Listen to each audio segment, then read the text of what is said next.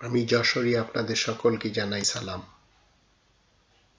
শুধু কোরআন হিফজ করা বা শুধু কোরআন মুখস্থ করলেই সব হয়ে যাবে এমনটি নয়, বরং প্রতিটা আয়াতের অর্থ পড়ে সেটা নিজে মেনে সবাইকে বাস্তবায়নের জন্য দাওয়াত দিতে হবে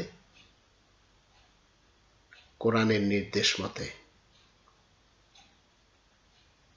যারা হেফজখানায় হিফজ পড়ায়ে বিনিময় নেন তাদেরকে বলতে চাই, হিফজের বিনিময়ে কোনো প্রকার উপার্জন নির্ভর না হয়ে বরং এনিহাও বিভিন্ন হালাল চাকরি ও বিজনেস করার প্রতি বিশেষভাবে মনোযোগী হতে হবে। কারণ যারা ধর্মজীবী করে তাদেরকে আগুনখোর নাম দেওয়া হয়েছে কোরআনের দৃষ্টিতে।